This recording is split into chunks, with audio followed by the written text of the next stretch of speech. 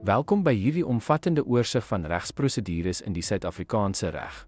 In hierdie video sal ons die gestruktureerde prosesse ondersoek wat gevolg word in 'n verdedigde siviele aksie, 'n strafsaak en tydens 'n appel of hersiening. Hierdie regspaaie is sentraal tot die regstelsel en speel 'n belangrike rol in die handhawing van die oppergesag van die reg.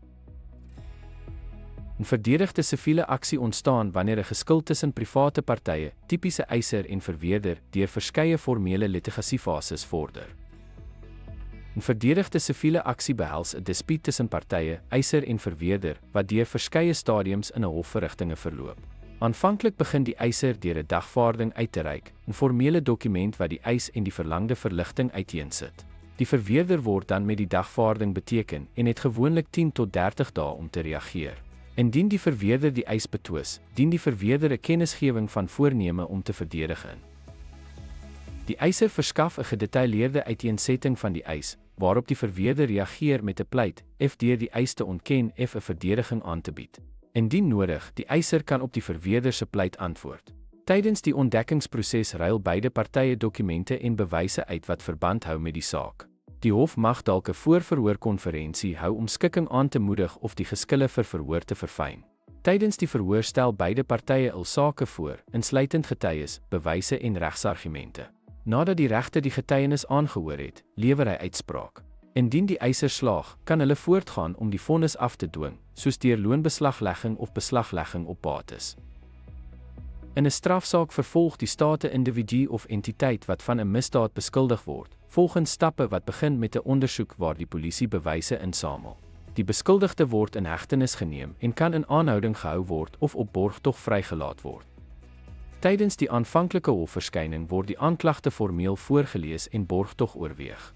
Die beskuldigde pleit skuldig of onskuldig en pleitonderhandelinge kan plaasvind vir minder aanklagte in ruil vir 'n ligter vonnis.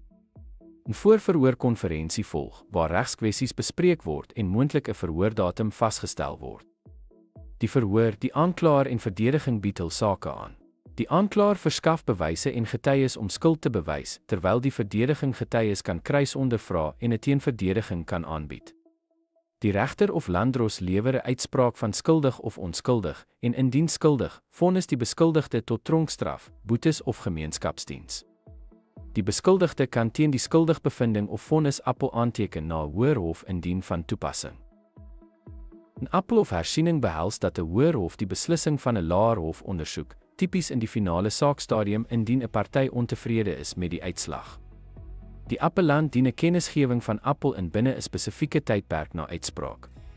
Die rekord van laer hofverrigtinge, insluitend transkripsies en relevante dokumente, word voorberei. Die appellant dien skriftelike argumente in waarin verduidelik word waarom die besluit tersyde gestel moet word, terwyl die respondent hul argumente ter verdediging daarvan aanvoer. Die appelhof hoor mondelinge argumente van beide partye aan en lewer 'n uitspraak wat die laer hof se beslissing kan bevestig, tersyde stel of wysig. Indien die appelhof 'n ander uitkoms gelas, kan die betrokke party poog om die nuwe vonnis af te dwing. Hierdie 3 regspaaie, siviele litigasie, kriminele vervolging en appel of hersiening, vorm die fondament van Suid-Afrika se regsproses. Begrip van elke stadium bemagtig studente om die sistematiese aard van die reg en die rol daarvan in die lewering van geregtigheid te waardeer.